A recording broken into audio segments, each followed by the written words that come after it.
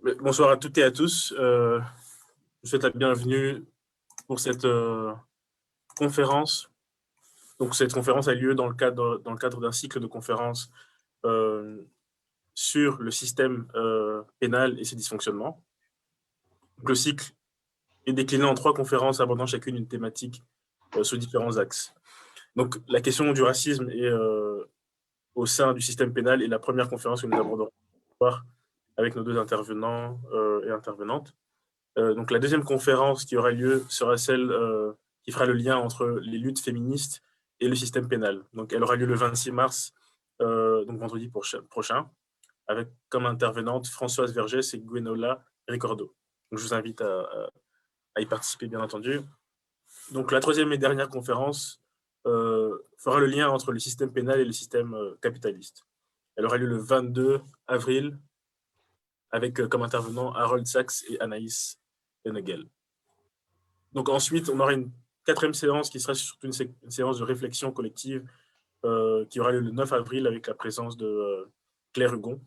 Donc ça se déroulera sur Zoom avec donc, les événements qu'on a actuellement, donc c'est pas possible de le faire en direct.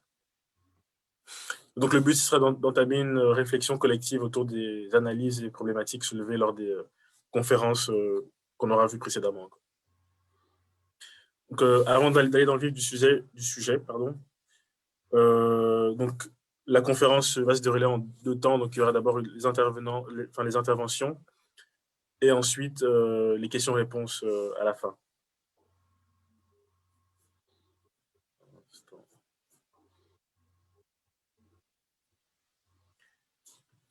Donc aujourd'hui, la question que nous allons aborder, c'est le racisme au sein des institutions pénales. Donc nous accueillons aujourd'hui Madame Selma Ben Khalifa et Monsieur Luc Vervat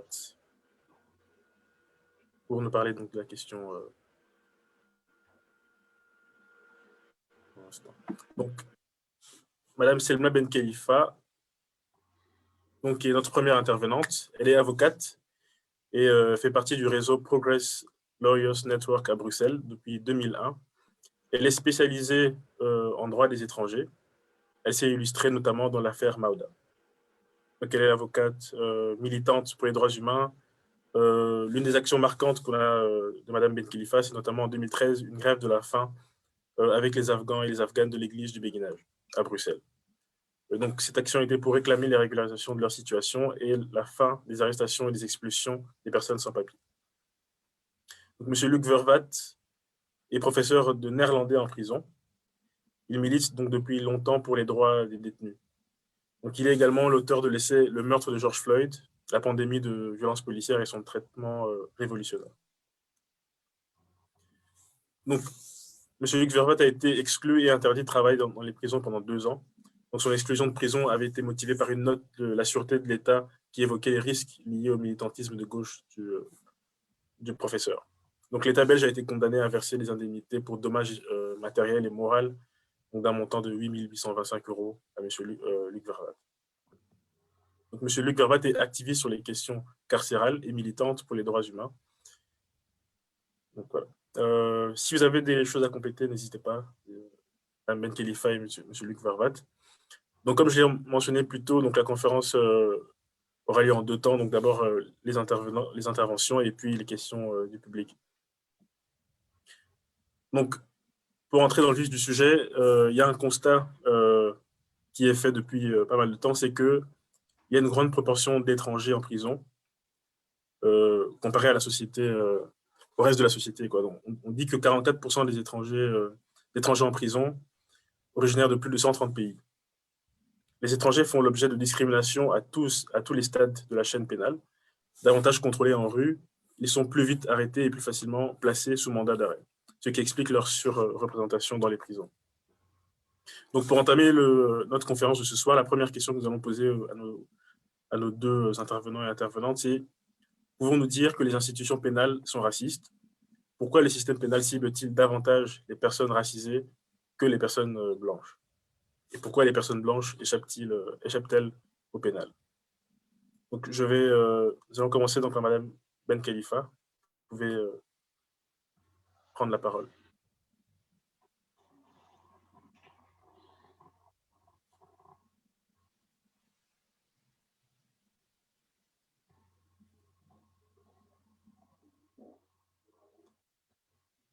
Il me semble qu'il y a un petit bug.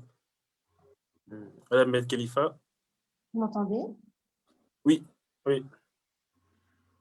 Est-ce que vous avez entendu la question ou vous voulez que je la répète?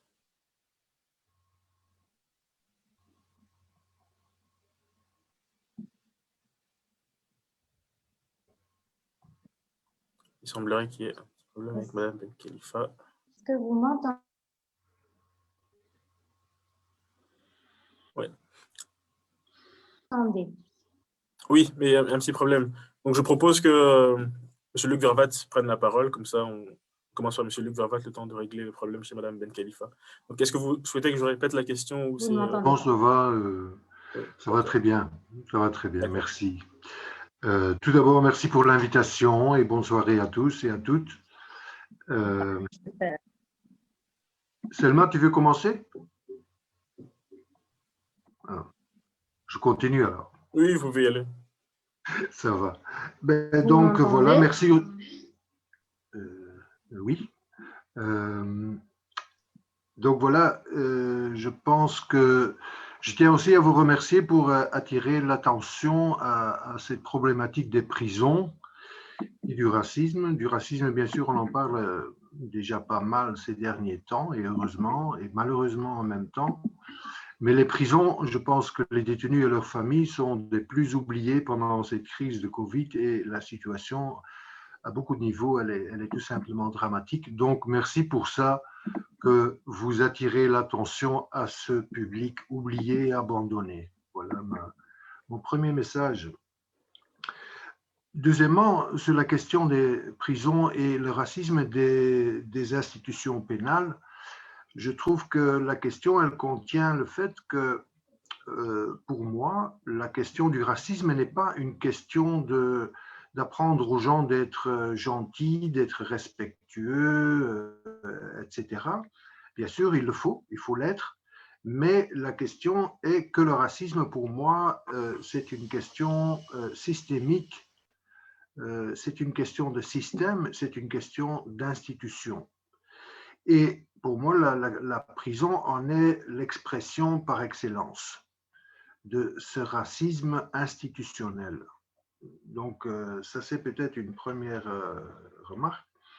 Si je pouvais vous montrer la liste de mes élèves que j'ai eus en prison quand j'ai donné cours aussi bien à Saint-Gilles qu'à Nivelles, vous verrez que les noms qui se trouvent sur la feuille des inscrits, c'est presque tous des noms d'origine arabe ou africaine, et je peux vous dire que j'en ai presque pas eu d'autres.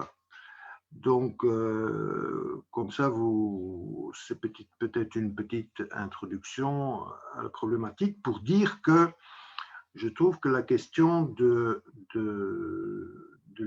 racisme institutionnel, du racisme des prisons, des institutions pénales, c'est d'abord un problème global qui se pose partout dans le monde.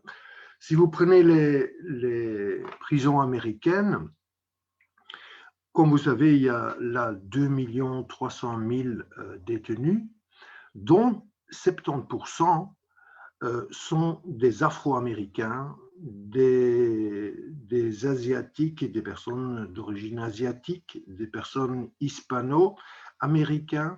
Donc, la population colorée, disons, non blanche dans les prisons, elle est clairement en majorité et disproportionnée à leur présence, à leur nombre dans la société même. Mais comme disait Angela Davis, vous pouvez aller un peu partout. Hein. Donc, elle dit on peut constater ça aux États-Unis, mais on constate ça, par exemple, elle dit en Australie, où les aborigènes forment la majorité. Elle dit vous allez en Europe, vous allez voir que les personnes issues de l'immigration, oui, forment un nombre disproportionné quant à leur présence, comparé à leur présence au sein du pays. Donc c'est un problème global, ce racisme institutionnel, qu'on ne voit pas uniquement à partir d'une petite prison comme Saint-Gilles-le-Nivelle, mais ça se pose dans nos prisons occidentales, disons. Pour moi, pour continuer, la question donc de la prison, c'est d'abord, pour moi, elle est l'expression d'une société de classe et du racisme. Les deux, pour moi, sont combinés. Qu'est-ce que je veux dire par ça? C'est que ce sont tout d'abord les pauvres, en tout cas les pauvres comparés aux riches qui se trouvent au sein de notre société, qui se trouvent en prison donc, ceux d'en bas de la société, les travailleurs, les chômeurs, les illettrés, les malades. Donc cette catégorie-là se trouve dans nos prisons, ce que j'appelle une prison de classe, dans le sens qu'il s'agit de ceux d'en bas de la société qui y sont enfermés. Et deuxièmement, la prison, elle frappe particulièrement les populations non blanches qui viennent ou bien de l'extérieur ou qui se trouvent déjà à l'intérieur de nos pays. Donc ces deux caractéristiques de classe et raciste, elles sont inhérentes à notre système pénal et à nos prisons. Quand je parle des populations pauvres qui se trouvent dans nos prisons, si je parle de ceux qui viennent de l'extérieur, je trouve que c'est un prolétariat errant sur nos terres qui cherche du travail et qui cherche une vie meilleure pour leur famille, pour leurs enfants, voilà. Oui, ce prolétariat errant, elle est frappée par notre système pénal d'abord. Et deuxièmement, il y a la population non blanche qui fait aussi partie de ces populations qui sont particulièrement frappées par notre système, c'est-à-dire les enfants des populations qui sont venues du Sud, voilà, et qui se sont installés ici et qui sont aussi particulièrement visés par ces systèmes. Sur ce prolétariat errant dans nos pays, je vais peut-être dire encore un mot juste pour donner un chiffre qu'ils ont fait un examen dans 25 pays européens où ils ont constaté que en ce qui concerne les personnes d'origine marocaine ou des personnes d'origine roumaine sont en tête dans les personnes qu'on appelle étrangers dans nos prisons. C'est-à-dire les Marocains numéro 1, hein, et deuxièmement sont suivis par les Roumains, puis les Albanais, puis etc. Donc c'est un prolétariat errant qui se trouve particulièrement représenté dans nos prisons. Donc je pense que c'est donc un constat global qu'on peut faire à partir de ce prolétariat errant à la recherche de travail, à la recherche d'une vie meilleure. Et donc, ces personnes, disait un certain professeur, il s'appelle Walburg, c'est un docteur en sciences criminelles à l'université en Allemagne, qui dit 60% de ces personnes, que ce soit marocains, roumains, ils se trouvent dans les prisons pour des délits mineurs, à savoir par exemple des vols à l'étalage, des cambriolages, ce genre de choses, mais qui n'ont pas de papier, qui ne peuvent pas avoir un statut légal et donc qui n'ont pas droit à l'asile non plus, et donc c'est-à-dire qu'ils sont bloqués dans leur accès au marché du travail et donc sont en fait poussés à commettre des petits délits et à se retrouver en prison après.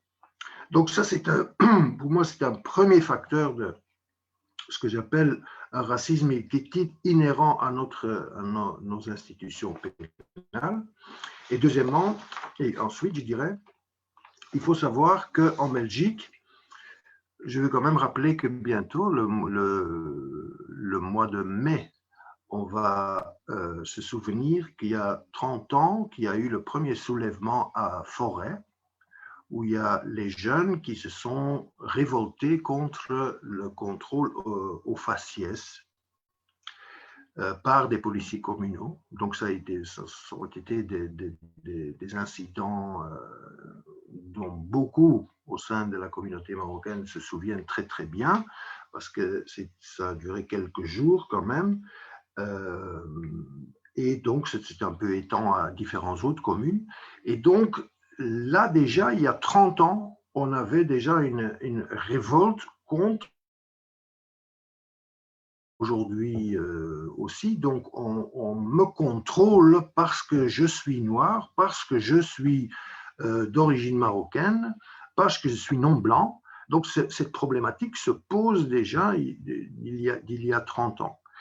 Et donc, on a répondu à ça non en changeant la manière de fonctionner par rapport à ces communautés, par rapport à ces jeunes, mais en installant des contrats de sécurité qui devaient donc empêcher les jeunes à devenir criminels, etc. Donc les contrats de sécurité, ça date déjà d'il y a 30 ans où on n'a pas voulu répondre à ce constat des jeunes qui se révoltaient contre le contrôle au faciès. Ça s'est suivi par des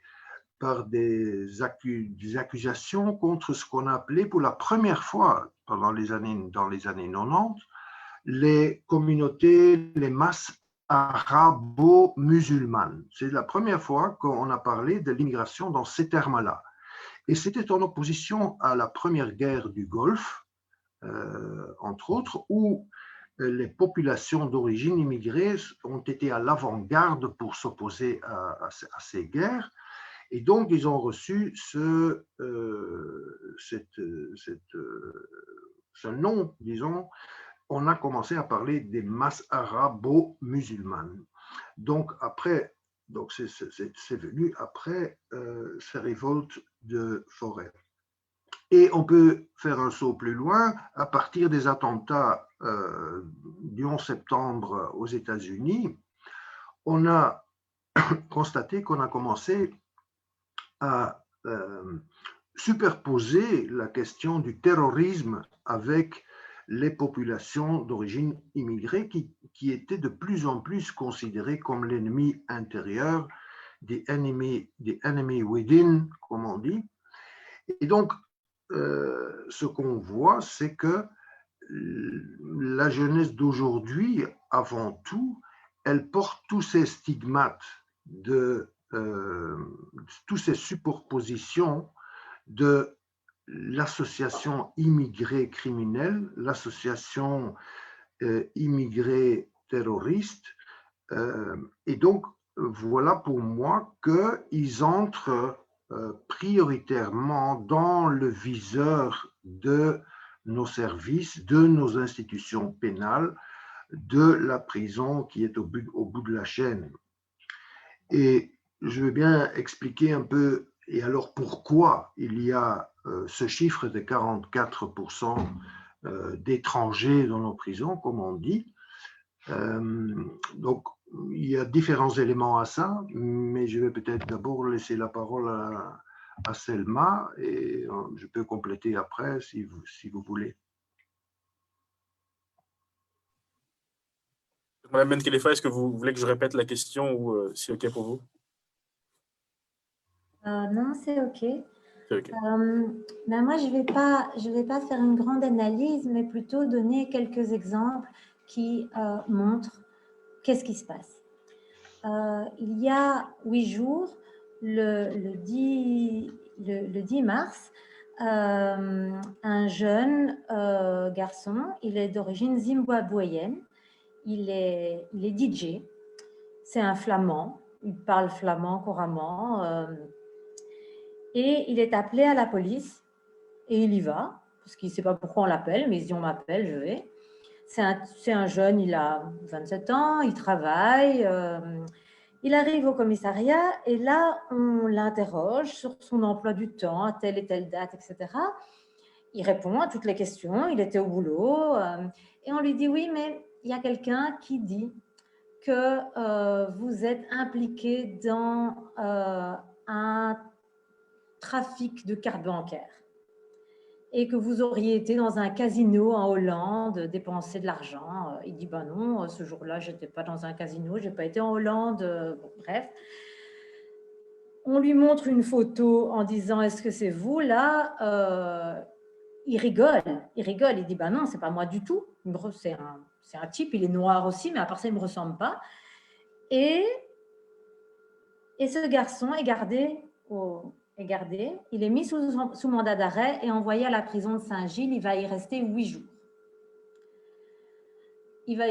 jours. Il finira par sortir hier parce que l'affaire a fait grand cas dans la presse, parce que ce garçon est DJ et qui, du coup, connaît des gens à la télévision, dans les radios, etc. Et donc, que son affaire a su être médiatisée. Et qu'on a su démontrer que c'était juste pas la bonne personne. Mais voilà, pourquoi est-ce qu'il y a plus de gens étrangers en prison? Eh bien, parce que ce garçon, son seul délit, c'est d'avoir eu la même couleur de peau et d'avoir ressemblé, mais je mets des gros guillemets à ressembler, parce que je vous invite, si vous écoutez, à aller voir, il y a eu des articles de journaux, il y a eu sur Instagram et tout ça, on a montré les 2 photos, ces 2 garçons ne se ressemblent pas. En dehors de l'idée d'un flic raciste qui dit les Noirs, ils ont tous la même tête, c'est 2 personnes qui ne se ressemblent pas. Et voilà, ce garçon a fait 8 jours de détention, et c'est clair que c'est parce qu'il a été confondu avec un autre noir, mais en plus, c'est clair que c'est du trafic de cartes bancaires, mais donc, ce n'est pas des vols avec violence, il n'y a personne qui a été attaqué, etc. C'est une histoire ancienne et tout ça. Un belgo-belge, un blanc, avec une même histoire, n'aurait pas été mis sous mandat d'arrêt. Je donne un autre exemple. Dans une affaire, l'affaire qui est dite l'affaire de la solidarité, c'est un procès qui va passer en appel mardi et mercredi prochain, donc la semaine prochaine. Je vous invite à venir au procès à Bruxelles, c'est ouvert au public et c'est important que la justice soit confrontée à des gens qui voient, on est là et on voit ce que vous faites. Eh bien, cette affaire, c'est, rappelez-vous, au parc Maximilien, il y a eu la plateforme d'hébergement et il y a eu des hébergeurs qui ont été poursuivis. Des migrants aussi. Donc, c'était une affaire qui concernait 11 personnes. Il y en a un qui a sans doute réussi à partir en Angleterre, qui n'est plus là. Il y avait 6 migrants qui étaient poursuivis et 4 hébergeuses. Dans les hébergeurs, donc, tout le monde a été mis sous écoute, examiné, poursuivi, tout ça. Et puis, un jour à 5 h du matin, les flics débarquent chez tout le monde. Les 2 hébergeuses blanches, belgo-belges, sont interrogées, perquisitionnées, relâchées. Une hébergeuse belgo-marocaine, une maman d'un petit bout de 2 ans, est emmenée au commissariat et est maintenue en détention en prison pendant 2 mois. L'hébergeur tunisien, qui a encore sa carte d'identité tunisien, il n'a pas la nationalité belge, est maintenu en détention préventive pendant 8 mois. Ils sont poursuivis pour la même affaire, pour les mêmes infractions et pour faire, soi-disant, ils sont poursuivis pour organisation criminelle, ils font partie de la même organisation. C'est des infractions exactement équivalentes. On a 4 personnes, les blanches ne vont pas en prison,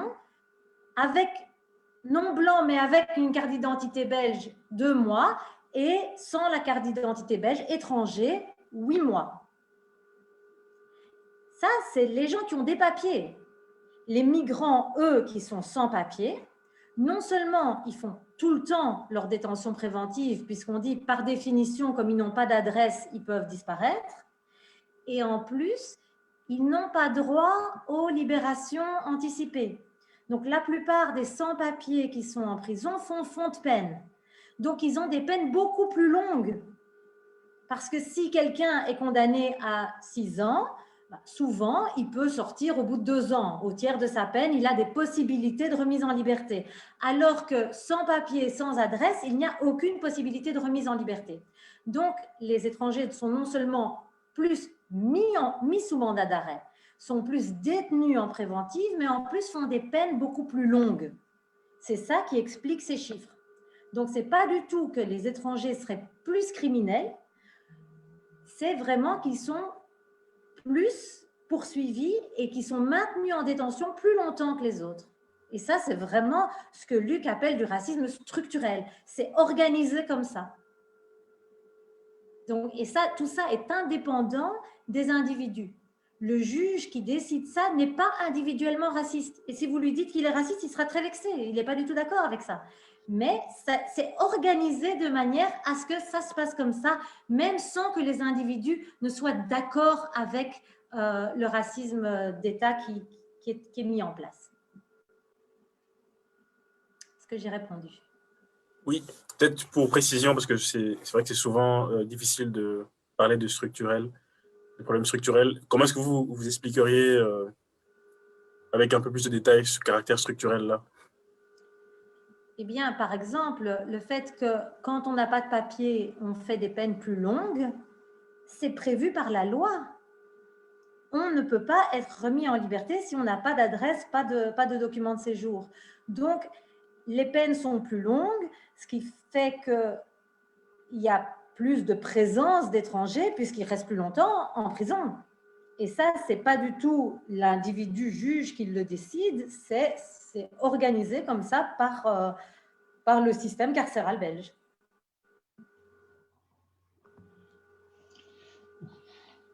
Oui. Merci. Merci, monsieur. Si M. Vervat peut, si vous voulez compléter, n'hésitez pas. Oui, je n'ai pas complété ce que Selma vient de dire parce que c'est tout à fait... voilà, la situation est comme elle dit.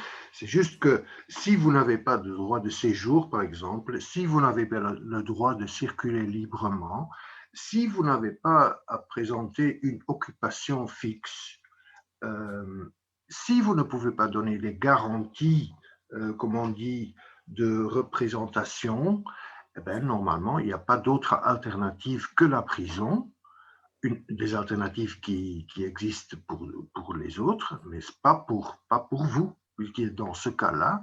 Et comme disait Selma, alors vous n'avez pas non plus droit à la libération conditionnelle parce que c'est garanti d'avoir un domicile fixe, d'avoir un boulot, etc.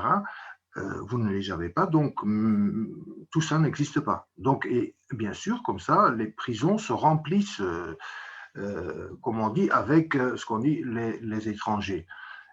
Sur ce chiffre de 44%, je veux quand même encore juste dire qu'il faut bien faire attention parce que ça dépend un peu comment on compte. Hein. Donc, quand il s'agit de quelqu'un ayant la double nationalité, quand on doit le compter au sein de la population, disons, en dehors des prisons, on le compte comme belge. Parce que là, il peut aller voter, tout ce que tu veux. Quand il est en prison, on le compte comme étranger. Donc là, déjà, le problème commence pour envoyer le message. Vous comprenez? Effectivement. Merci pour l'ajout, M. Vervat. Donc, on va continuer avec la deuxième question que vous avez posée. Il y a un lien, bien entendu. C'est pas du tout à part. Donc, c'est totalement dans le thème. Donc, quel lien est-ce que vous faites entre le système pénal actuel, donc tout ce que vous venez d'expliquer, et l'histoire coloniale? Quel lien on peut établir entre les deux, les systèmes pénals donc, et l'histoire coloniale? On va commencer par Mme Ben Khalifa, pour poursuivre ensuite avec M. Vervat. Mais les populations immigrées qui sont ici sont souvent de l'immigration post-coloniale. On constate que c'est souvent les migrants vont vers l'ancienne puissance coloniale de leur pays.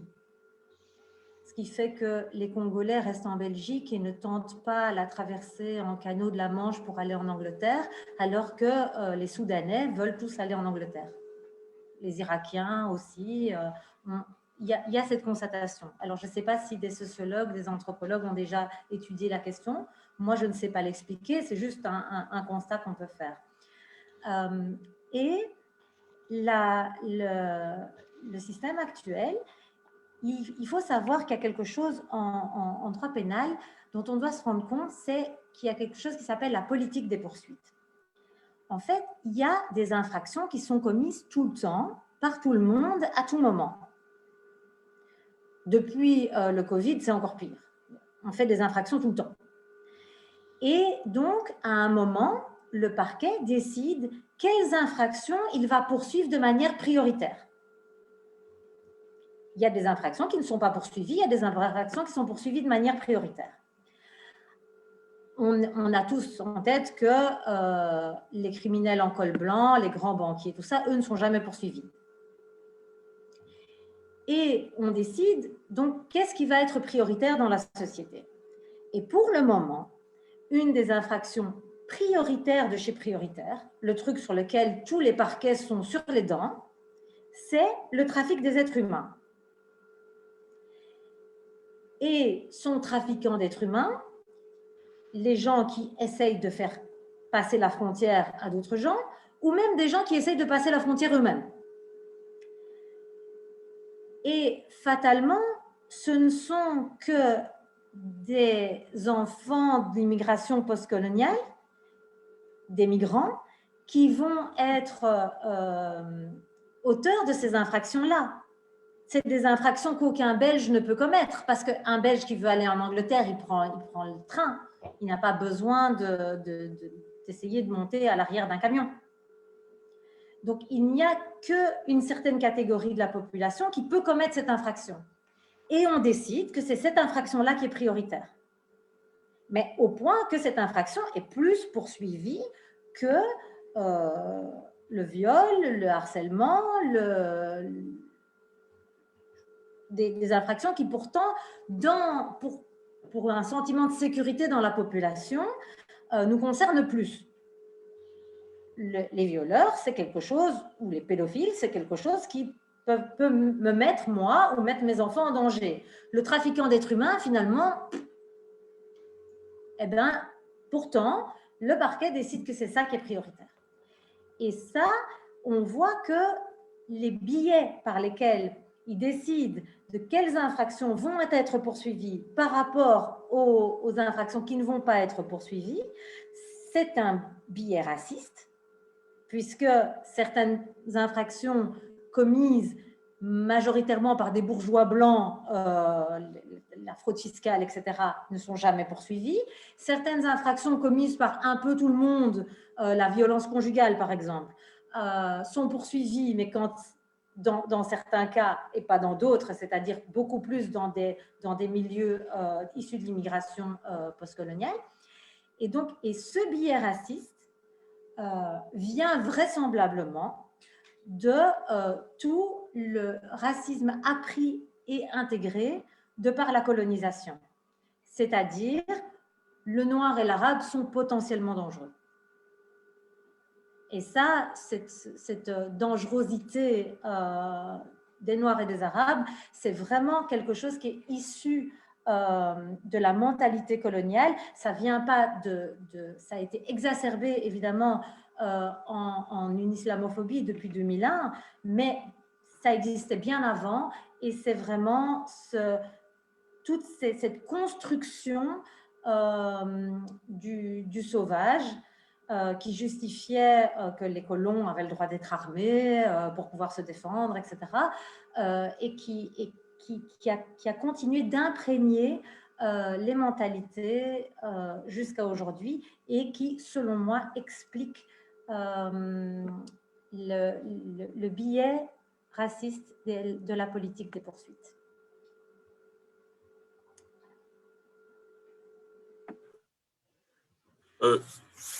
Merci Madame Menkhelifa.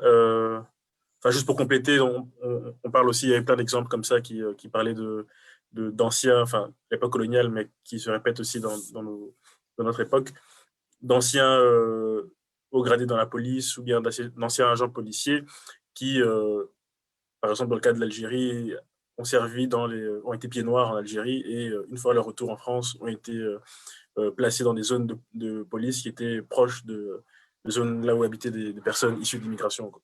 Donc, ces questions-là aussi, je ne sais pas si vous voulez commenter ça ou vous voulez passer à autre chose. Donc, je passe la parole à Monsieur Vervat pour la même question. Donc, quel lien vous faites entre l'histoire coloniale et le système pénal actuel? Vous avez juste cité un lien qui est très clair entre cette guerre. Donc, mais voilà, c'est le constat que ce qu'on vit aujourd'hui, on ne peut pas le comprendre sans le passé. Il y a un lien clair et direct, et il faut, et ce que font les militants décoloniaux, dont on peut apprendre beaucoup pour faire justement ce lien et essayer de comprendre ce qui se passe autour de nous, pas seulement en Belgique, mais un peu plus globalement dans ce monde, parce que la colonisation, c'est-à-dire que les pays occidentaux ont envahi le monde entier, l'ont partagé, etc., c'était quand même l'événement qui était le plus déterminant depuis ces dernières centaines d'années. Hein. Donc, je pense qu'elle est fondamentale en ce qui concerne la formation de nos conceptions, de nos mentalités. Voilà, pour moi, ça c'est clair que ce lien, il est là et qu'il faut creuser et qu'il faut démonter ces mécanismes comme le font effectivement les militants décoloniaux. Maintenant, juste pour donner quelques éléments, pour moi, la question du lien avec l'époque coloniale, elle commence déjà que c'est l'Occident qui a exporté le modèle carcéral qu'on connaît aujourd'hui dans le monde entier. Parce que, comme vous savez, la prison, comme on la connaît aujourd'hui, elle n'a pas toujours existé. Elle existe depuis 200 ans.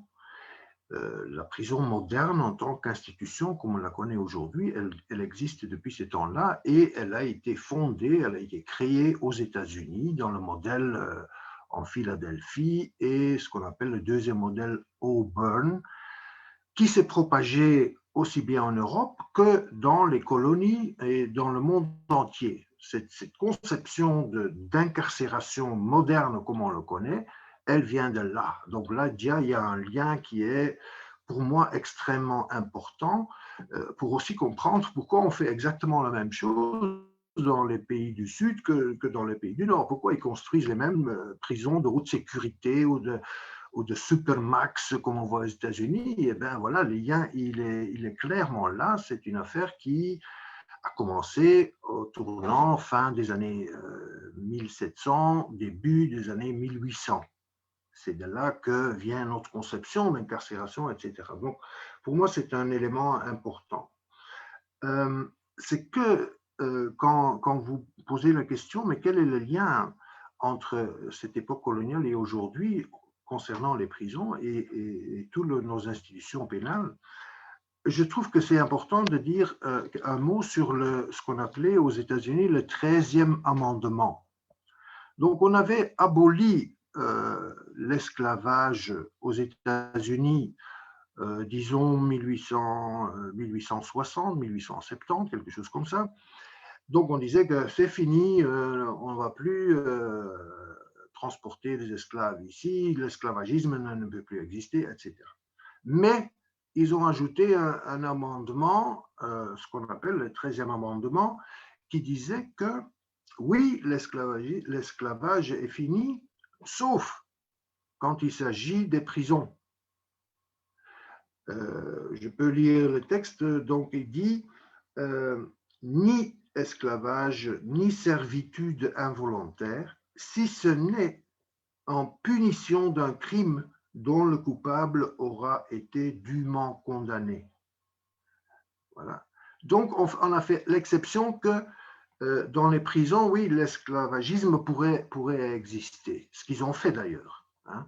Donc, c'est intéressant et ça nous choque. Mais en même temps, tu te dis, quand tu prends certaines législations récentes, ici en Belgique, par exemple, où, comme vous savez, tout le monde est égal, on a tous les mêmes droits, on a tous les mêmes droits humains, etc. Mais quand il s'agit de prison, là, on a aussi notre 13e amendement, c'est-à-dire que quand, par exemple, vous êtes binational, on peut vous expulser quand vous sortez de prison. Une peine qui n'existe pas pour un Belgo-Belge. Hein. Et donc, pour moi, c'est un 13e amendement, parce que soi-disant, tout le monde est égal, sauf quand il s'agit de... Et Selma pourrait le dire peut-être plus que moi, il s'agit quand même de centaines de personnes hein, qui sont expulsées après avoir accompli leur peine. Hein. Je pourrais parler d'autres, dès que tu as eu à voir avec le terrorisme, innocent ou pas innocent, ça ne joue pas de rôle, mais on va vous expulser, vous bannir.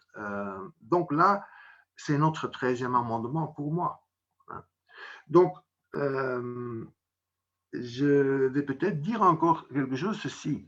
Donc, par exemple, les prisons en Belgique, ça date des années 1840, avec la constitution de la prison de Tongres et les dizaines qui se sont construites dans cette période-là. Donc, même pas il y a 200 ans. Tout ce parc pénitentiaire qu'on connaît en Belgique, il date de cette époque-là. Et quel était le but? C'était de donner, disait-il, plus d'humanité aux détenus, plus de conditions acceptables, fini les punitions corporelles en public, etc. Donc voilà, comme je vous dis, ça vient des États-Unis. Et alors, vous devez vous savoir que dans notre colonie au Congo, tout ça ne valait pas. Donc là, on continuait à couper les mains des Noirs au Congo. Les atrocités, je ne vais pas les répéter, ça continuait tout simplement. Pendant que pour notre population, oui, ça valait bien. Mais pourtant, les lois belges valaient au Congo aussi, mais pas sur la question des prisons et des droits. Et donc, ce que je veux dire par ça, c'est qu'il y a quelque chose de fondamental dans nos conceptions. Quand tu prends, par exemple, la Belgique, son attitude quand on est sorti de la Deuxième Guerre mondiale, quand on a adopté les déclarations les conventions de Genève, la Convention européenne des droits de l'homme, qu'est-ce qui s'est passé? C'est qu'à chaque fois, la Belgique s'est opposée à ce que ces conventions valent pour la colonie. Les Français ont fait la même chose, les Anglais ont fait la même chose. Donc, tous ces beaux mots, on les réservait pour, pour nous, mais pas pour ceux qui étaient dans les colonies, les populations du Sud. Et ce n'est que petit à petit, après, qu'ils ont dû laisser leurs colonies, qu'ils ont dit, ah oui, mais ça vaut aussi pour eux. Là, ils ont signé les conventions complètement. Et donc, il y avait même un article spécial qui c'était la clause coloniale, où un pays pouvait dire, ah oui, mais on a décidé qu'on accorde aussi les mêmes droits pour les populations dans nos colonies.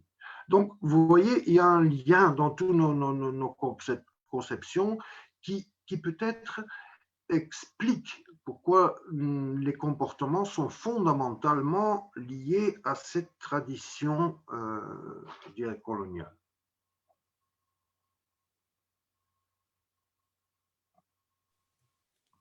Merci, M. Vervat. Pour continuer dans le même ordre, vous avez parlé tout à l'heure Mme Benkhelifa aussi, de certaines pratiques, de certaines certaines pratiques qui étaient beaucoup plus assimilées aux personnes afrodescendantes ou bien venant des pays, venant de l'immigration. Alors, de toutes les pratiques qui causent du tort social, pourquoi est-ce qu'on se concentre presque essentiellement sur celles que l'on assimile aux personnes racisées, aux personnes issues de l'immigration? Vous pouvez prendre la parole. Où est-ce qu'elle est Oui, oui. Je pense qu'elle va revenir bientôt. J'espère. Ben, pourquoi ça frappe surtout et particulièrement les populations issues du Sud, je dirais ça comme ça. Ben, oui, j'ai déjà donné quelques éléments. Errant, une population, les enfants de l'immigration ici, à cause du délit au faciès, à cause de tous les stigmates qu'on colle systématiquement. Donc, ça crée, disons, une fausse sécurité, un sentiment de fausse sécurité pour, disons, la population blanche ou oui, ça peut être aller plus loin aussi, mais ça crée donc, on est protégé contre les délinquants, les criminels, tout en désignant donc un coupable pourquoi ça ne marche pas comme on aimerait que ça marche.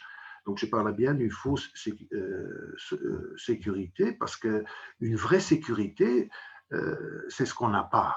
Donc on fait, pour moi, on fait semblant qu'on crée mais le fond de notre existence, il n'est pas en sécurité. Quand on voit ce qu'il s'agit au niveau du marché du travail, au niveau du logement, au niveau de l'éducation,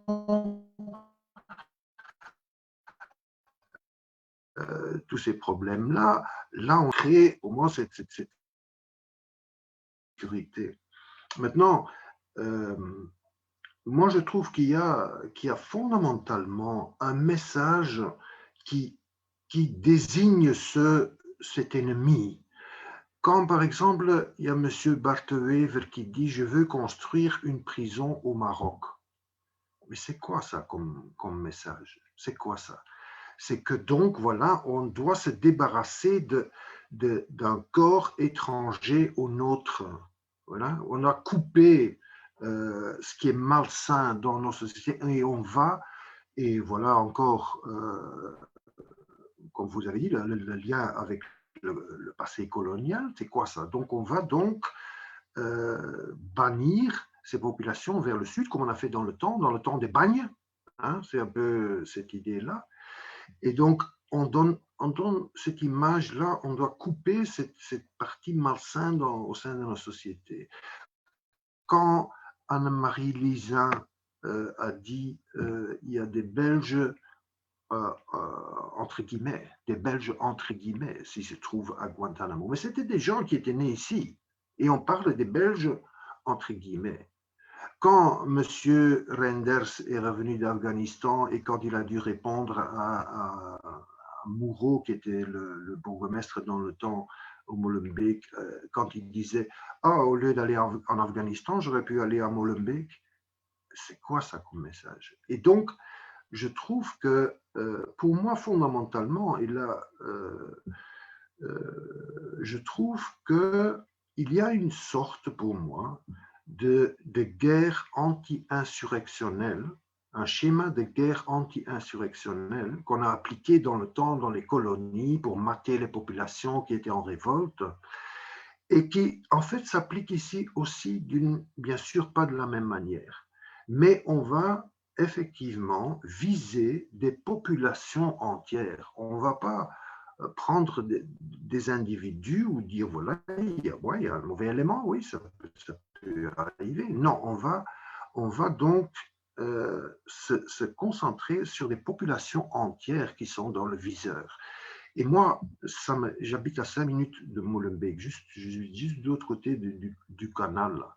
Mais combien de fois, et maintenant encore, reparle de cette commune en termes criminogènes.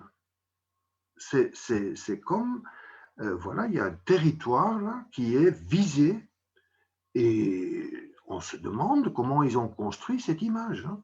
Donc, on peut dire qu'il y a plus de jeunes qui sont partis en Syrie à partir d'Anvers et de Malines qu'à partir de Molenbeek, par exemple. Mais je trouve qu'ils ont manipulé et voilà, je trouve qu'on crée donc ce sentiment d'insécurité, de menace.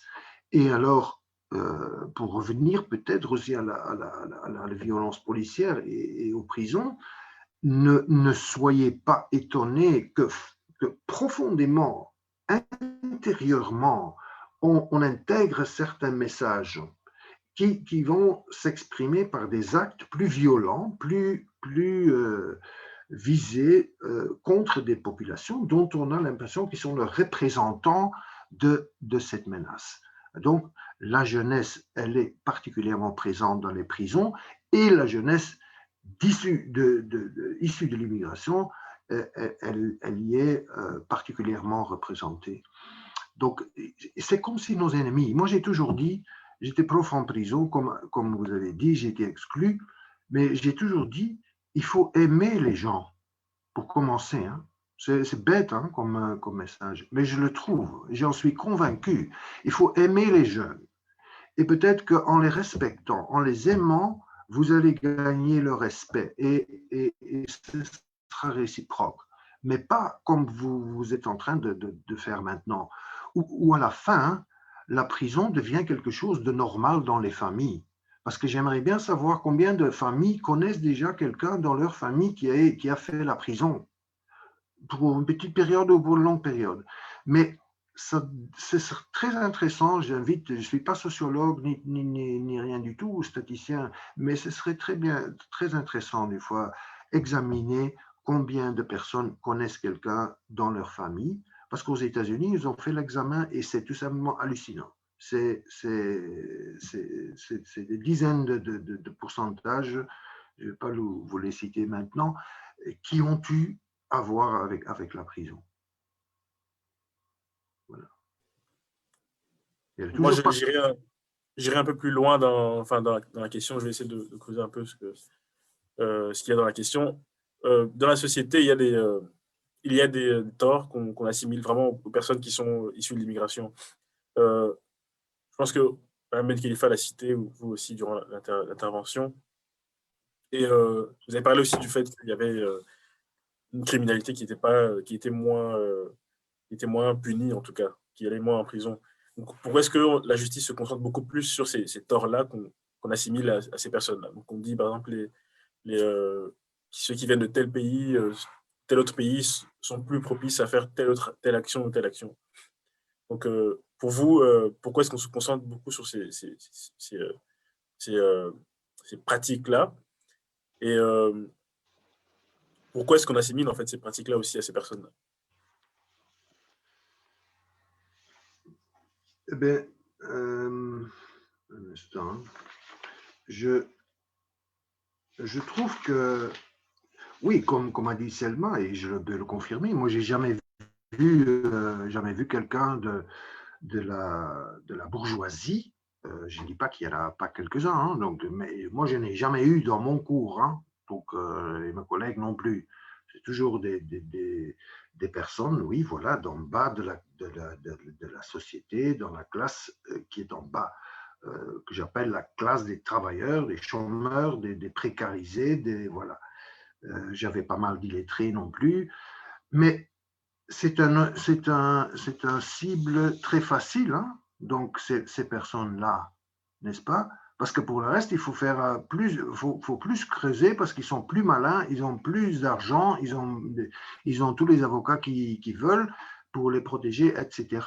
Donc, il est clair que cette criminalité-là, tu prends quelque chose qui est, voilà, on dit c'est un voleur, ok, oui, c'est possible, mais quand on compare ce que ceux en haut volent juste en mettant une signature, hein, quelque part, vol de la société. Là, on ne le sent pas directement, on ne le voit pas directement, mais comme on a vu dans la crise en 2008, ils ont poussé des dizaines de personnes au suicide hein, parce qu'ils avaient ruiné des pays entiers.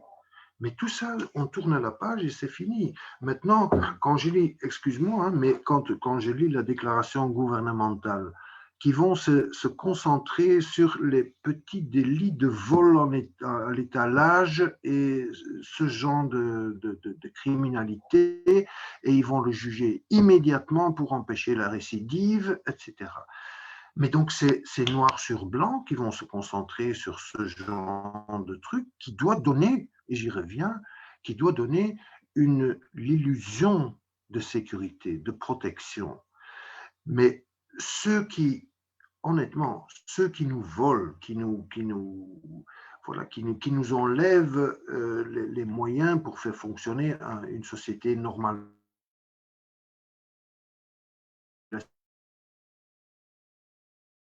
là reste hors du champ de tir. Et donc, pour moi, c'est clairement un message d'une société, que j'appelle une société de classe, qui s'attaque vers le bas et qui l'a toujours fait. Et donc, ça n'a pas changé fondamentalement. Et le clivage entre riches et pauvres, n'a jamais été aussi grand que dans les temps modernes qu'on connaît. Mais c'est quand même dramatique quand on y réfléchit. Et donc, je veux dire, on peut élargir cette dit, mais ceux qui détruisent notre planète à tous les niveaux, hein, écologistes, etc., je veux dire, mais ils restent hors du champ de tir. Normalement, si vous ou moi, on fait des trucs, on va tout de suite se trouver dans un tribunal, non? Donc, mais voilà, ça reste et c'est quand même une prise de conscientisation qui est nécessaire. Et comme moi, j'ai beaucoup appris de ce que le mouvement noir aux États-Unis, aussi à partir, et certainement à partir du meurtre de George Floyd, a mis des points d'interrogation derrière le système violent qui existe et dans lequel on vit, et où les personnes de couleur, c'est eux aussi, eux avant tout, qui ont l'expérience de tout ça. Hein. Et donc, il faut écouter les gens qui ont eu l'expérience, et pas ceux qui n'ont jamais eu affaire avec ça. Hein. Donc, ça, c'est. Moi, je dis toujours, les droits de l'homme, c'est facile. Vous et moi, on l'a. Mais ils entrent en jeu au moment où on parle des gens qui n'en ont pas de droits. Et donc, il faut peut-être qu'on commence vraiment à réfléchir sur ce que c'est la sécurité, sur ce que c'est redevenir universel au lieu de se retrancher dans des forteresses comme on est. Voilà, maintenant je dévie un peu de votre question, mais voilà.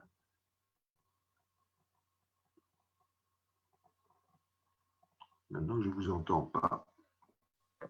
Désolé, je n'avais pas allumé mon micro. Ah oui.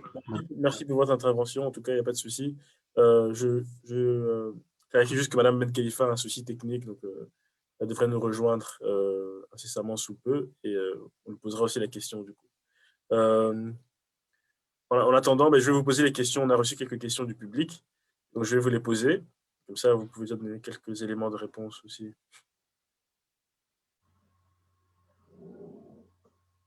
Donc, la première question qu'on a, c'est les médias donnent à tout un chacun un sentiment d'insécurité profond. Cette angoisse n'est pas valide. Quelles sont les solutions que vous proposez pour cette thématique? Donc, le rôle des médias.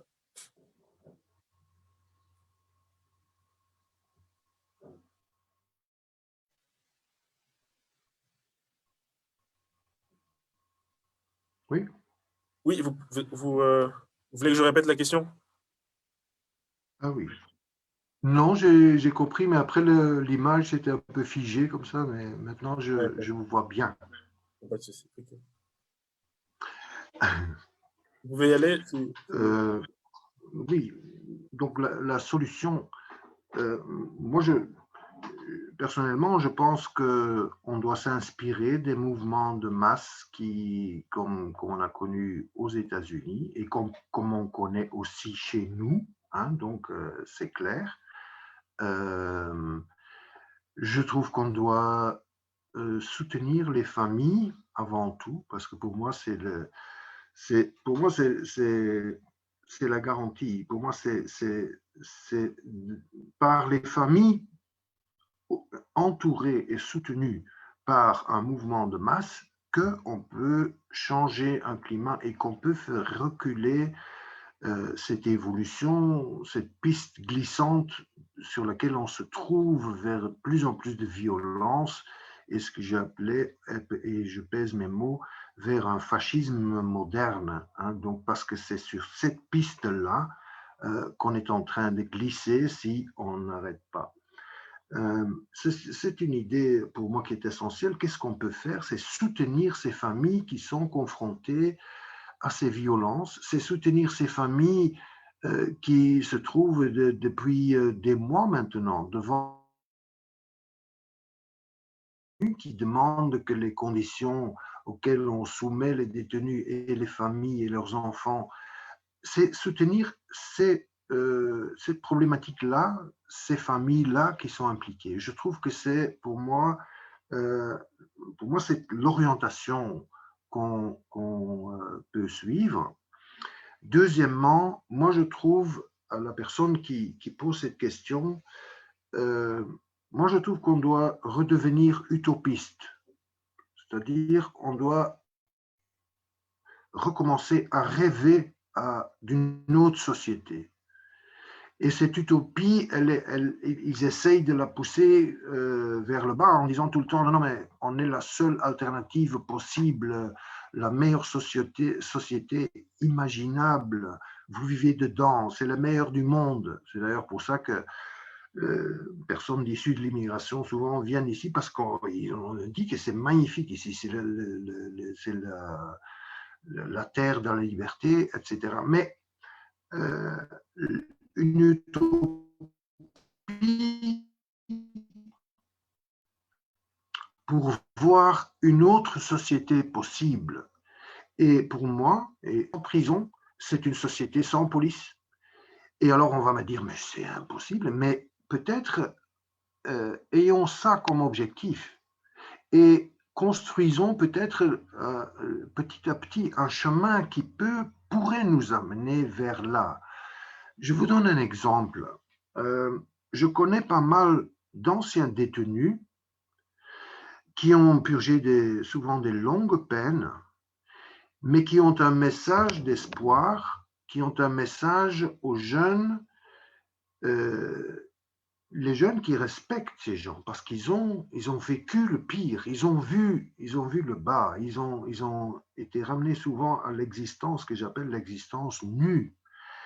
Et donc, ils peuvent avoir une influence énorme, positive sur les jeunes, pour les faire avancer dans leur vie, pour prendre leur sort en main. Je parle par exemple de quelqu'un que je connais très bien, comme Jean-Marc Mailly, qui a fait presque 20 ans de prison et qui va témoigner partout où il peut dans les prisons, maisons de jeunes, institutions de protection, etc. Il a une pièce de théâtre, etc. Il y a beaucoup, disons, de personnes comme ça qu'on pouvait mettre ensemble et avoir une influence positive au sein de cette société, dans le sens de faire revivre l'espoir, faire renaître cet espoir qu'une autre société est possible. Donc, je trouve que ça, c'est quelque chose, il y a tellement de richesses dans cette société qu'on pourrait investir dans la jeunesse, dans plein de secteurs. Et pour moi, à partir des tout petits, hein, donc pas attendre jusqu'à avoir des gamins de 14-15 ans là-dedans. Pour moi, c'est des formules qui sont intéressantes. Je connais des expériences aux États-Unis où des ex-détenus qui ont été condamnés dans le temps pour des actions violentes, qu'ils ont formé des groupes au sein des communautés pour empêcher justement qu'il y ait violence, qu'on ne doit pas tout le temps appeler la police pour, dès qu'il y a un bruit de voisins ou je ne sais pas quoi. Donc, il y a des modèles d'auto-organisation des quartiers, des populations qui pourraient nous amener sur un chemin de libération de la piste sur laquelle on se trouve aujourd'hui. Donc, des solutions, moi je les vois comme ça. Les familles, mettre au travail et engager toutes ces personnes qui ont un vécu oui, souvent assez terrible, pour utiliser leur expérience pour éduquer, pour nous éduquer sur une autre manière de prendre les choses, nos vies en main, par exemple. Voilà, c'est peut-être un peu global et tout, mais pour les médias, j'ai pas de réponse, honnêtement. Je veux dire, en soi, j'ai pas de réponse. Donc, vous créez là votre propre média, c'est déjà pas mal, je trouve. Effectivement, effectivement. Je vais poursuivre. Madame Benkefa a un souci apparemment avec sa connexion Internet, donc je doute qu'elle puisse nous rejoindre bientôt. Donc la seconde question qu'on a, c'est que manque-t-il selon vous dans la législation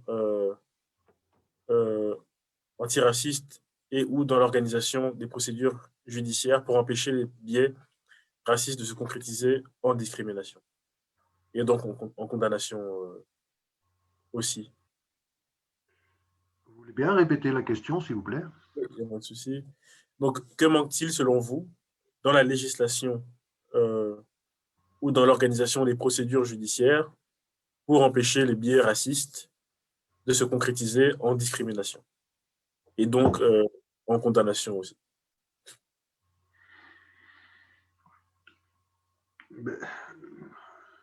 Le problème, on a énuméré quelques problèmes qui sont là quant à la condamnation des personnes, par exemple, pas en séjour légal ou n'ayant pas la liberté. Donc, vous pouvez inscrire comment vous pouvez inscrire ça dans la loi?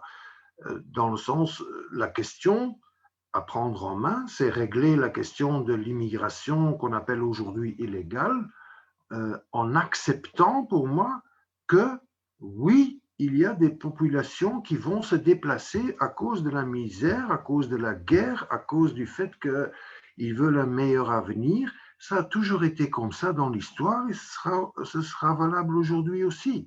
Donc, si vous voulez enlever disons, cette chasse aux migrants, il faut régler le problème de ce qu'on appelle aujourd'hui l'immigration illégale, et en régularisant les populations qui se déplacent.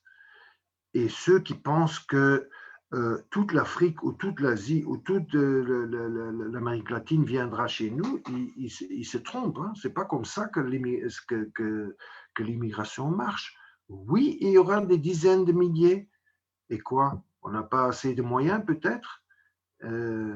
Est-ce que ce n'est pas un peu le retour du boomerang quand on fait le lien avec l'histoire coloniale d'un côté, et est-ce qu'on n'a pas oublié les dizaines, les centaines de milliers et peut-être des millions de gens qui se sont déplacés à partir de l'Europe quand il y avait la guerre, quand il y avait les crises, ou par exemple la moitié de l'Irlande a émigré parce qu'il y avait la famine, il y avait les problèmes.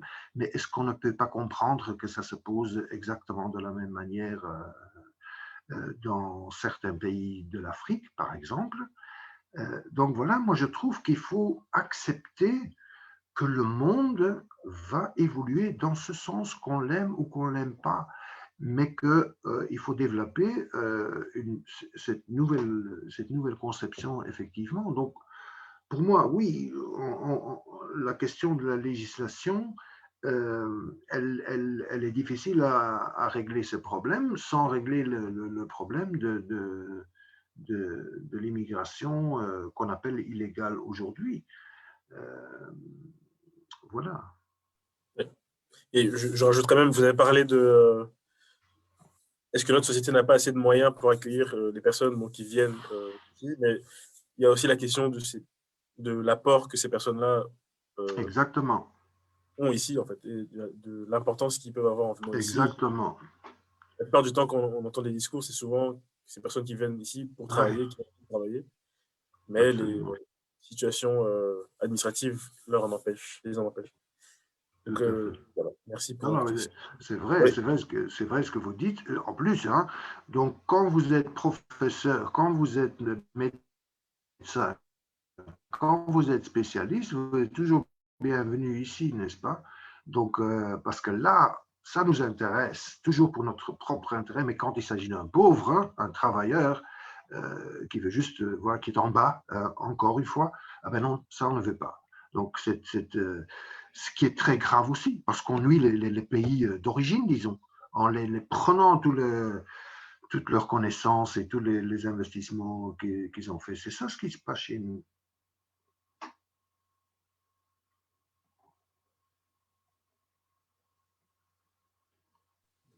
une prochaine question. En raison de ce caractère si profond, à ce point systémique, du racisme dans notre pays, ne serait-il pas stratégique un instant, je pense que j'ai perdu la question. Oui, donc ne serait-il pas stratégique de d'abord exiger une réforme du système pénal sur l'angle particulier des peines?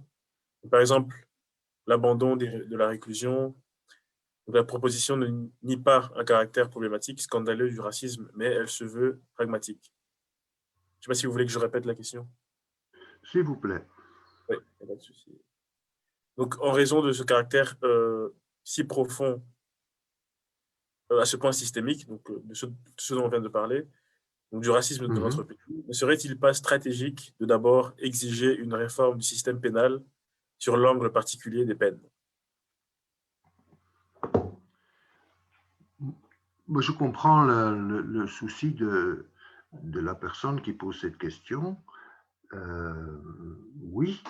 Le problème, pour moi, c'est que, en fait, la prison en soi, on parle souvent de réforme de la prison, maintenant on parle aussi beaucoup de réforme de la police, mais je suis désolé, on entend cette chanson depuis 200 ans.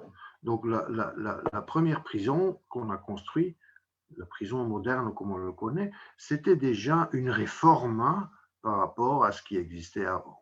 Et depuis, on n'a connu que des réformes qui devaient humaniser la prison, qui devaient rendre la prison plus humaine, qui devaient empêcher la récidive. Et pour arriver à la conclusion, 200 ans après, que le résultat est toujours le même. On a une récidive, disons, de 50 à 60%. Il y a des gens, des personnes, des professeurs qui ont commencé à réécrire tout le j'arrive pas à dire le nom, le livre avec tous les lois et les trucs là. La conclusion qu'ils voulaient mettre dans leur concept, c'est que la prison ne pouvait être que la toute dernière solution. Et ça, on n'a pas voulu accepter. Donc, on veut garder la prison comme le moyen par excellence pour punir n'importe quoi. Vous avez fait une infraction en ne portant pas votre masque, mais je ne sais pas, vous réalisez, mais on parle de prison quand l'infraction est grave ou je ne sais pas quoi. Je veux dire, il faut, je pense, bannir l'idée que automatiquement une infraction doit se traduire dans un nombre de jours, de mois, d'années, de décennies à passer en prison. Il faut absolument rompre cette logique-là pour arriver à quelque chose d'autre. Et quand j'ai dit, on parle que de réforme de ceci, de réforme de ça, moi je pense que il faut fondamentalement révolutionnariser notre conception de société. Et si on fait ça, la prison suivra. Mais ce ne sera pas à l'inverse selon moi. Si la société reste aussi inégale qu'elle est aujourd'hui, la prison ne peut pas changer de caractère. Ça, c'est mon opinion. Parce que l'inégalité, elle est ancrée même au sein de nos sociétés et la prison, elle va être l'expression de cette forme de société. La police, elle va s'adapter à cette idée, à ce cadre qui existe dans la société. Elle fonctionne là-dedans. Et donc, moi, je pense que ce qu'on a besoin, je répète, je soutiens tous les efforts au niveau d'essayer de formuler des lois et des améliorations. Honnêtement, je le soutiens, qui peuvent améliorer la situation et empêcher qu'il y a ce traitement raciste auquel on assiste. Mais je pense que le fond doit être le changement au sein de la société même. Comme je vous ai dit, j'attends beaucoup de l'action des familles,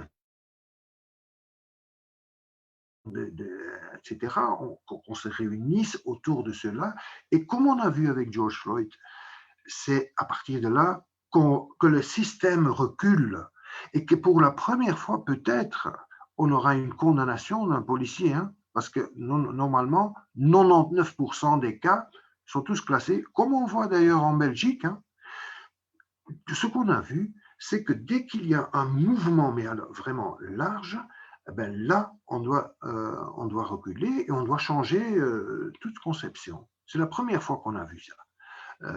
Depuis si longtemps. Comme disait Angela Davis, on le demande depuis des décennies et maintenant, voilà, il y a un mouvement de masse qui s'empare de ces revendications et je crois que c'est vraiment le chemin à suivre. Effectivement. Merci beaucoup. Donc, on va prendre une dernière question et ensuite, on va clôturer l'événement. Donc, Selma, elle m'abandonne là. oui, oui, malheureusement, elle a eu un nous problème de connexion. abandonne. Elle a un problème de connexion et elle ne pourra pas revenir, malheureusement.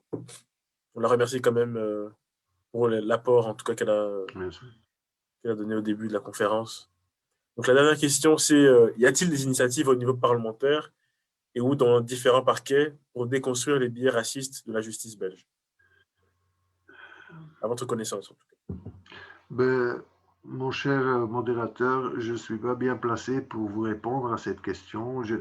Honnêtement, je ne suis pas dans ce milieu et voilà, je sais que par exemple, en janvier, on a dit que les binationaux pouvaient aussi jouir de la protection consulaire, contrairement à ce qui existait avant. Donc, bien sûr, on va voir tout ça, ce que ça va donner, parce qu'il faut encore l'accord du pays de l'autre côté. Et on n'est toujours pas vraiment obligé d'accorder, par exemple, des visites en prison pour quelqu'un qui a la double nationalité et qui se trouve dans son pays d'origine, etc. Ce que je trouve, pour moi, c'est qu'il faut abolir au niveau parlementaire par les lois, c'est la loi qui a été adoptée après les attentats qu'on a connus à Bruxelles, qu'on appelle la loi sur la déchéance de la nationalité, qui rend plus facile de déchoir quelqu'un, bien sûr binational, de sa nationalité. Pour moi, il y a une peine, une seule, c'est-à-dire vous êtes belgo-belge ou vous êtes belgo-marocain ou belgo-congolais, ça n'a aucune importance. Le délit, au moins, qui soit égal pour tout le monde et pas double peine pour les autres. Il y a deuxièmement, il y avait donc la loi sur ou la révision de la protection consulaire qu'ils avaient fait M. Jens et M. Renders, qui maintenant a été revoquée en commission en janvier 2021. Donc ça, c'est un pas. Et il y avait aussi la loi de l'expulsion de, je pense, c'est de M. Franken, qui pouvait expulser vers ce qu'on appelle toujours son pays d'origine, n'est-ce pas? Parce que même, il n'y a pas d'origine du tout. Hein, donc, je veux dire, c'est des gens souvent qui sont nés ici, qui sont de troisième ou etc. Génération. Et donc, je reviens là sur la question des prisonniers qui ont la double nationalité ou qui n'ont pas la nationalité belge, qui sont donc immédiatement et automatiquement qu'on veut les expulser vers ce qu'on appelle leur pays d'origine, même s'ils sont nés ici. Et donc, je trouve que c'est un processus qui est je vais encore juste avant l'émission, je viens d'avoir un coup de fil de quelqu'un à Leuven Central qui est dans ce cas où donc les services de l'immigration viennent lui parler sur ses racines en Belgique, sur sa famille, etc., tout en préparant un dossier pour pouvoir l'expulser après qu'il a fait sa peine en Belgique. Donc, ça, c'est des trois choses. La loi de l'expulsion, je trouve que c'est des choses à régler en urgence. Merci. Merci beaucoup, M. Vervat. Et vous? Je vous remercie de votre participation, en tout cas. Je remercie aussi Mme Ben Khalifa pour sa participation à cette conférence-là. Je vais donc doucement clôturer donc, la conférence et je vais essayer de faire une petite conclusion et un résumé de ce qui a été dit ici. Donc, ce qu'on peut retirer, en tout cas, des interventions ici. Donc, premièrement, je pense qu'on a fait un constat clair qui est que les institutions pénales en Belgique ont un caractère structurellement raciste par la manière dont elles traitent les différentes affaires de droit, selon que ce soit une personne qui est identifiée comme étant issue de l'immigration et une personne qui est pas identifiée comme issue de l'immigration. Mais il y a aussi les biais, comme vous en avez parlé, M. Vervat, qui sont liés à des conditions de classe. Ensuite, on a fait le lien que tous ces constats-là sont aussi liés, bien sûr, à l'histoire que nous partageons avec les pays d'origine des personnes issues de l'immigration. Donc, le lien colonial qui lie les pays européens en général avec ces ressortissants-là. Donc, pour finir, on a identifié aussi le long de la conférence qu'il y avait des comportements, des pratiques qui étaient assimilés automatiquement à des personnes identifiées comme étant étrangères, comme étant issues de l'immigration, etc. Et que ces pratiques étaient plus durement punies que d'autres pratiques. Donc, comme M. Vervat l'a souligné, donc, il y a des personnes dans notre société qui font des pratiques qui font plus de tort à la société que des petits vols, etc. Et qui sont moins réprimées au niveau de la justice. Donc, M. Vervat, est-ce que vous avez un dernier mot à nous dire? Je tiens à vous remercier pour votre modération et, comme j'ai dit, pour avoir choisi ce thème. J'en profite pour saluer les familles des détenus. Et voilà, je pense que ça peut apporter un petit lueur d'espoir qu'ils ne se sentent pas abandonnés et laissés voilà, dans leur trou, comme on dit, ce qui est le cas aujourd'hui. Donc voilà, merci d'avoir attiré l'attention sur cette problématique. Peut-être que, oui, quelque chose qui m'a fait très mal dans le temps quand j'ai travaillé en prison, c'était que je ne pouvais pas enseigner à des personnes dont ils disaient que de toute façon, ils vont être expulsés.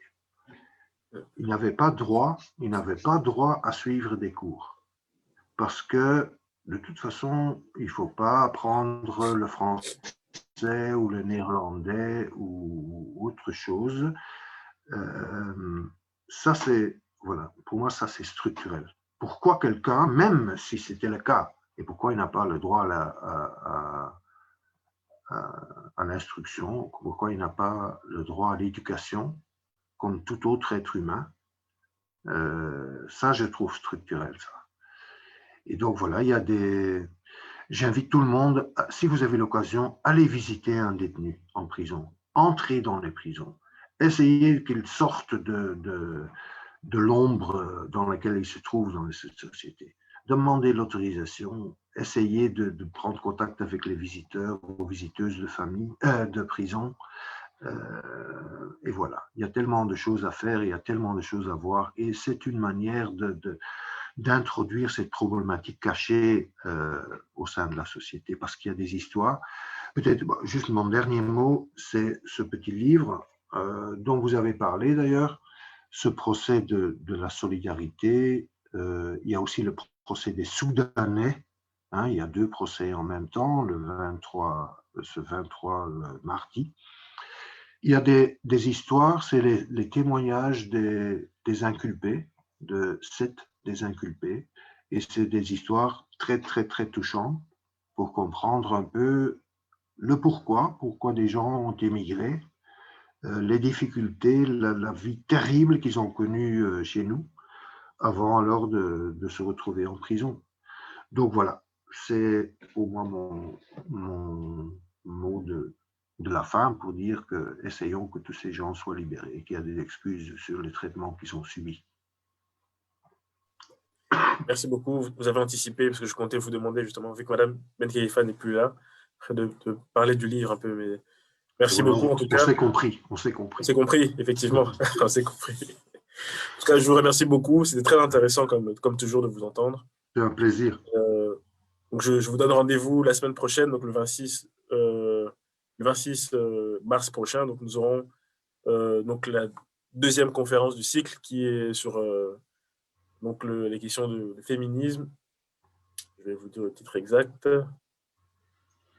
Donc le lien entre donc le féminisme anti-carcéral, le pénal a-t-il sa place dans les luttes féministes? Donc je vous invite à nous rejoindre la semaine prochaine et voilà. N'hésitez pas à suivre M. Vervat et Mme Ben Khalifa dans leurs activités respectives et ils font tellement de choses dans la société que ce sera intéressant de voir ce qu'ils font en dehors. Donc voilà, je vous souhaite une bonne soirée à toutes et à tous et un bon week-end aussi. Vous aussi. Au revoir. Ciao.